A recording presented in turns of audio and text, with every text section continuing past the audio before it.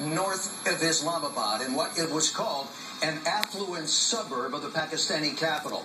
We're told that the operation took approximately 40 minutes, that in the ensuing gunfight, Osama bin Laden was shot dead, along with 2 al-Qaeda couriers and an adult son of Osama bin Laden, also killed in that firefight.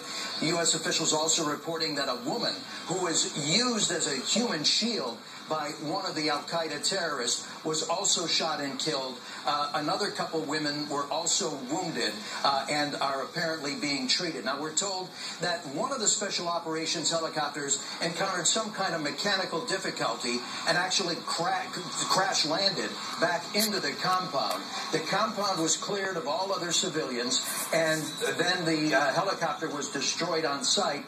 All of the American Special Operations Forces, along with the body of Osama bin Laden, were then taken from that site. And we're getting a better description about the compound itself. We are told that it, again, was about 35 miles north of Islamabad, and that U.S. intelligence officials, when they first saw this compound, were actually shocked by what they saw.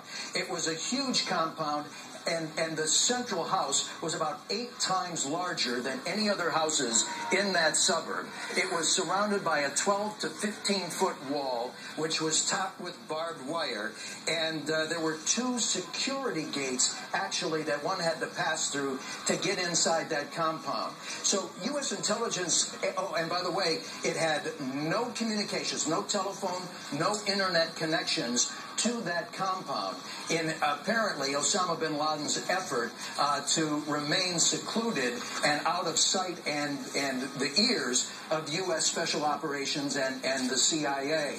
But they were tracked down by following 2 couriers who were identified to them by sources who led them to that compound. And because of the extraordinary security around that facility, U.S. intelligence and military officials said, bin Laden's got to be there, Brian. Hey, Jim, just 2 questions about hardware. Number 1, do you know, was the courier tracked by drone? And second, do you know what kind of choppers? Were they Pavlos or Blackhawks or Chinooks? Were they gunships or just personnel carriers? I wish I could tell you all those details at this minute, Brian, but I don't know.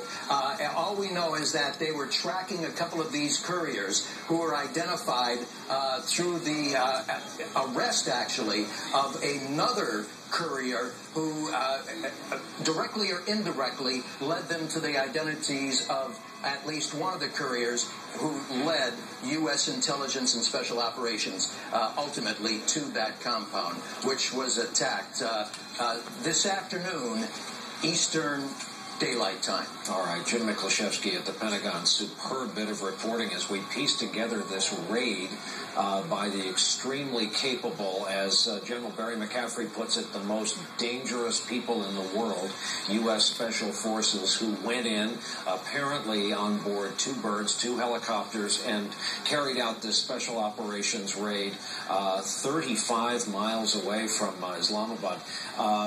We want to go to Rob Fazio, who has suffered a loss on 9/11. And Rob, you lost your dad, correct? Yes, I did, Brian.